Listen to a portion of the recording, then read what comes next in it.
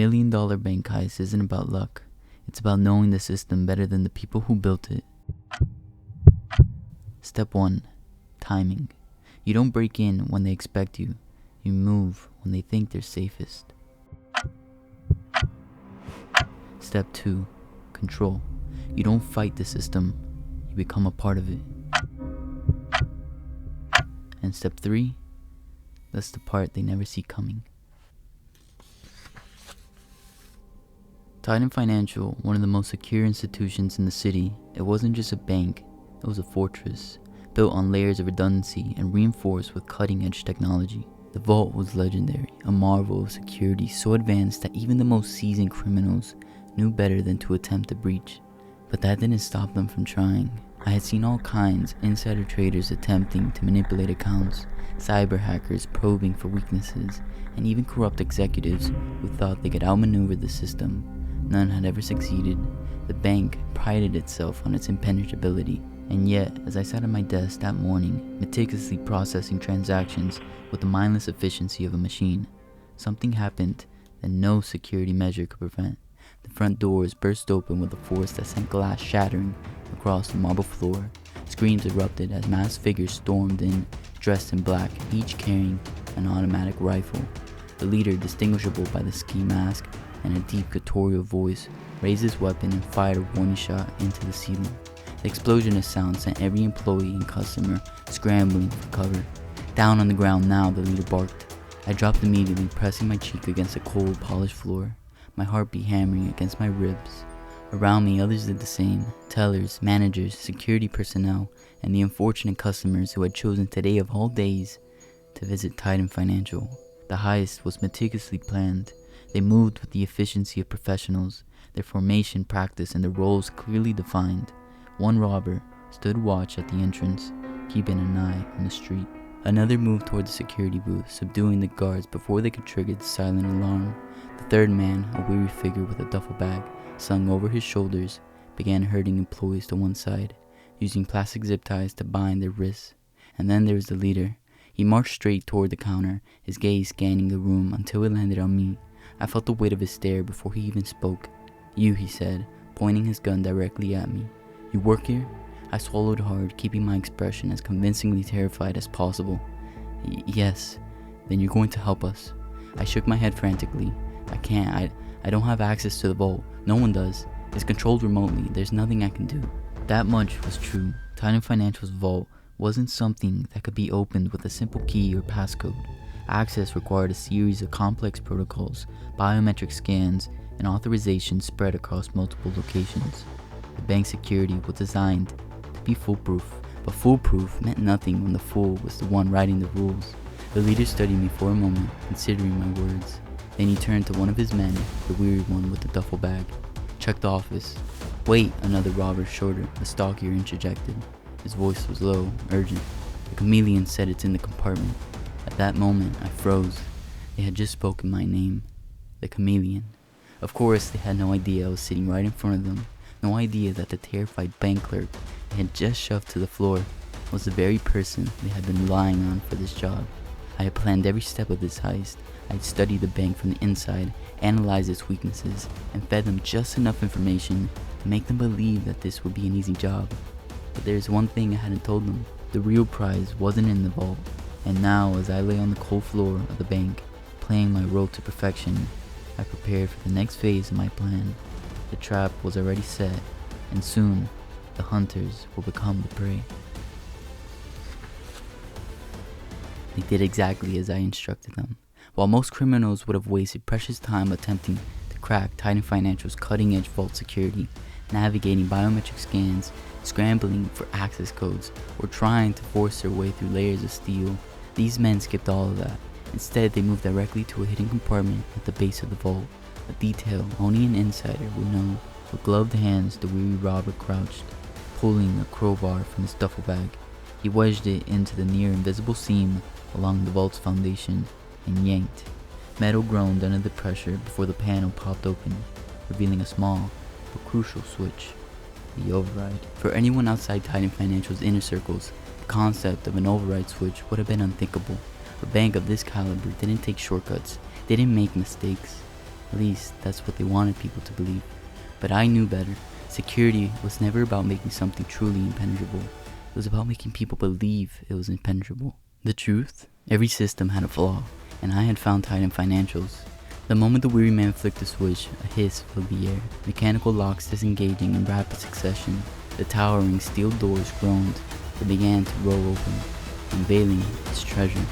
$1 million in neatly stacked, banded bills, arranged in crisp, organized rows. The robbers let out a collective breath of disbelief. "We're in," the leader whispered, his tone laced with satisfaction. They were exactly where I wanted them. The men wasted no time. The stocky one grabbed an empty bag and began sweeping stacks of cash inside, moving with efficient desperation. The weary man double-checked his watch. 11 minutes left, he muttered. That too was a lie. I had told them that they had 12 minutes before the automatic alarm system triggered, sending an immediate distress signal to the authorities. That 12-minute buffer was a fabrication.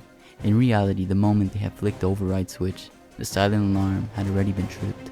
Outside, Titan Financial security response team was mobilizing. SWAT had been notified. Police units were converging. They had less than 3 minutes before the full weight of the law enforcement crashed down on them. But as far as they knew, they were still in control. I remained on the floor, hands still bound, heart hammering. Not from fear, but from the precise timing this next phase required. One wrong move and the entire plan could unravel. The leader turned, his eyes locking onto me. "You," he barked. "Get up." I flinched, playing my role to perfection. "Why?" "You work here. You know the escape routes. The Chameleon says security has blind spots. Where are they?" I forced my breath to quicken, my body to tremble as I slowly pushed myself up onto my knees. I glanced nervously at the vault, at the money disappearing into their bags. I needed them to believe they were still in control. "Around the north exit," I stammered. "There's a 2-minute window between patrols. If you time it right, you can slip through without being seen." I saw the leader nod slightly. Good. He was taking the bait. "North exit, got it," he muttered to his team. We move out in. The sound of screeching tires outside cut him off. For the first time since they had stormed the bank, I saw it. Doubt. He turned to the weary man whose hand instinctively went to the radio at his belt. Static crackled. "Units en route. Visual confirmation on suspects." Panic. The leader's head snapped toward the other robbers. "He said we have 12 minutes, he snarled. I took a small, calculated step back, widening my eyes in fake fear. A new voice cut through the chaos. "This is the police. Drop your weapons and surrender immediately." The bank erupted into chaos. The stocky man cursed, dropping a handful of bills as he reached for his gun. The weary man spun, weapon raised, scanning for hostiles. The leader let out a sharp breath, his mind racing for alternatives. I knew exactly what was coming next. Desperation. "They set us up," the weary man shouted. "Someone tipped them off." The leader's gaze locked onto me. I barely had time to brace before he lunged.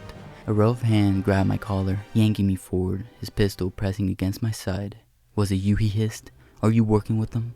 I gasped, letting the terror show, because some of it was real. Not from the gun, not from the danger, but from the realization that my final act had to be flawless. This was the part I couldn't script. This was where I had to improvise. Outside, the police prepared for an assault. Inside, the robbers were unraveling. And me, I was still playing my part. And if I wanted to survive this, I had to make them believe one final act. The moment the sirens roared outside, everything changed. A flash of blue and red lights spilled through the bank's windows, bathing the walls in chaotic color. The low hum of the vault's unlocking mechanism was suddenly drowned out by the unmistakable sound of police shouting commands through megaphones. "This is the police. Drop your weapons, hands in the air." For the first time, the invincible confidence the robbers carried shattered in raw panic. They hadn't even finished loading the cash into their duffel bags when reality slammed into them. The weary man dropped a stack of bills, his hands hovering over his rifle, as though debating whether to fight or flee. The stocky one cursed under his breath, his grip tightening around his gun. And the leader, he turned on me. His eyes were sharp, calculating, and in them, I saw the moment he realized the truth. Not the full truth, of course. He would never suspect just how deeply he had been played, but enough to know something had gone terribly wrong. "You lied," he muttered, voice barely above a breath. He was still gripping my collar, his gun pressing hard against my ribcage, but I could feel the hesitation creeping into his movements. He was losing control, and men like him, leaders, orchestrators, hated losing control. "Drop your weapons," the police shouted again, their voices growing more forceful. The standoff would last seconds, at best. I had to act. I willed my body to tremble just enough. I didn't know, I stammered, widening my eyes in fear. I swear, the alarms, maybe they tripped automatically. The leader's fingers flexed against my shirt. He didn't believe me, not entirely, but he was running out of time. This was when the weary man snapped. With a sharp breath, he lifted his rifle, pivoting toward the nearest window. He never got a chance to fire. A single shot rang out. The bullet struck him square in the shoulder, spinning him backward. He collapsed with a howl of pain, his weapon clattering to the ground as blood seeped into his jacket. That was all it took. The stalking one dropped his gun immediately, hands flying up as he realized the inevitable. Don't shoot, he yelled, kicking his weapon away. The leader clenched his jaw, his grip on me tightening. For a moment, I thought he might try to take me hostage. But then the red laser sights of a dozen rifles painted his chest. Even he wasn't arrogant enough to think he could escape that. Slowly, he let go of my collar. The pressure of his gun against my ribs disappeared. Then, with an almost eerie calmness, he raised his hands in surrender. The doors burst open and within seconds, officers swarmed in, securing the area with a practiced efficiency. One by one, the robbers were taken down, zip ties wrapped around their wrists, weapons confiscated, boots pressed against their backs to ensure compliance. They never had a chance, and through it all, I remained exactly where I was supposed to be, on my knees, hands bound, looking every bit like a terrified hostage. One of the officers rushed toward me, a woman in full tactical gear. She quickly knelt, pulling out a knife to slice through my restraints. "Are you hurt?" she asked, eyes scanning me for injuries. I took a shaky breath, forcing my voice to come out unsteadily. "No, I'm okay. I thought they were gonna kill us." Her face softened, but her professionalism remained intact. "You're safe now. We'll get you checked out just to be sure." All around me, employees and customers were being freed from the restraints. Some were sobbing, others clinging to their loved ones. The perfect scene of a botched heist, expertly foiled. And no one, not one person, in this entire building suspected that I had orchestrated the whole thing. Everything had played out exactly as I had planned. Almost everything. As the officers hauled the robbers to their feet, I watched their leader closely. His hands were bound, his expression unreadable as they led him toward the exit. But just before they dragged him outside, he turned his head ever so slightly. His gaze locked onto me. He didn't say a word, but in the brief, fleeting moment, I felt it. A sliver of doubt, an unspoken question, a realization buried beneath the layers of confusion, betrayal, and disbelief. He didn't know what had happened, not fully, but he knew something wasn't right, and that meant my job wasn't done yet, because the real danger wasn't over. Not yet. The aftermath of the heist was controlled chaos. Officers secured the bank perimeter, processing statements and ensuring that no loose ends remained. The employees, myself included, were gathered in small clusters, recounting the terrifying ordeal to investigators. Some were shaken, others in shock, but all were eager to comply with whatever instructions they were given, including me. With the robbers in custody, the police turned their attention to the next step, the stolen money. Tightened financial security protocol required immediate transport of any compromised assets to a secure facility downtown. This was standard procedure in situations like these. With such a large sum of money, exactly $1 million, the police wanted multiple witnesses present to ensure nothing went missing during transit. So under the watchful eyes of officers, the bank employees, including myself, were ordered to assist in loading the cash into a police transfer van. I stood among them, silent, blending in as I had always done. My actions were measured, my expressions neutral.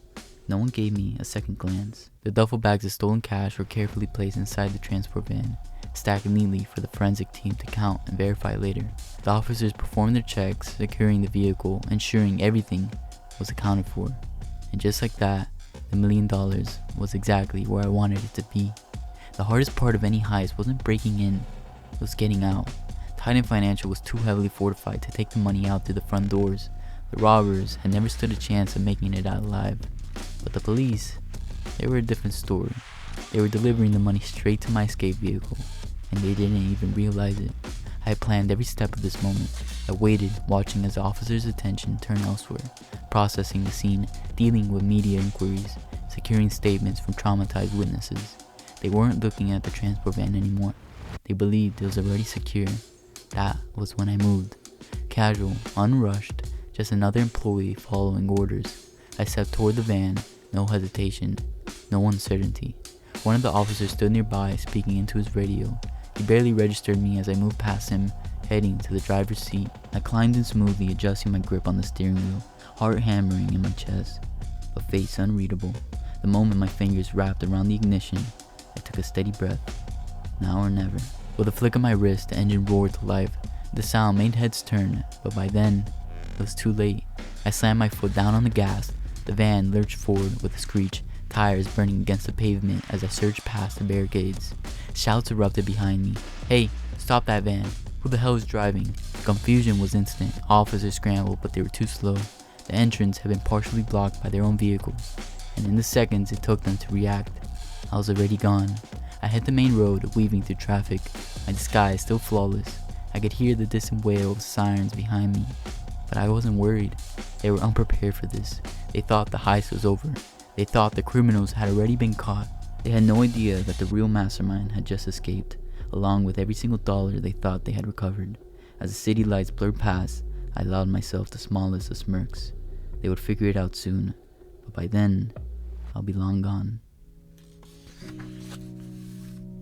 The radio in the transport van crackled with static, then erupted with frantic voices. "Unit 4, confirm status. Who authorized the transport van to move?"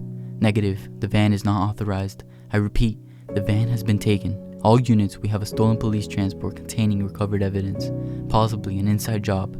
Suspect is unidentified, last seen heading westbound." I kept driving, smooth, controlled, unrushed. The first few seconds of an escape were the most dangerous. Panic led to mistakes. Mistakes led to capture. But I wasn't like the others. I didn't drive like a desperate fugitive, weaving through traffic, drawing attention to myself. No, reckless speeding, no erratic turns, just a steady, measured act. And that was why I would win. Behind me, chaos was unfolding. The police weren't even chasing me yet, because they hadn't fully processed what had happened. They were still trying to piece together the crime, still interrogating the robbers who, no matter how much they were pressured, would never be able to explain how they had been set up from the beginning. They thought the heist was over. They thought they had caught everyone involved. And in the middle of the confusion, I simply disappeared. I turned down a quieter street, the van's sirens lights still dark. The stolen police vehicle was an advantage, not a liability. No one would question it immediately. To any passing motorist, I was just another officer, transporting evidence, but I wouldn't keep it for long. I had already planned for this. 3 blocks ahead, an underground parking garage loomed, one of the many pre-selected locations I had scouted in the weeks leading up to the heist. I pulled in smoothly, the dim fluorescent lights flickering overhead as I navigated the empty lower levels. And then, just like that, I left the transport van behind. I stepped out, cool air brushing against my skin, and stripped off the last remnants of my disguise.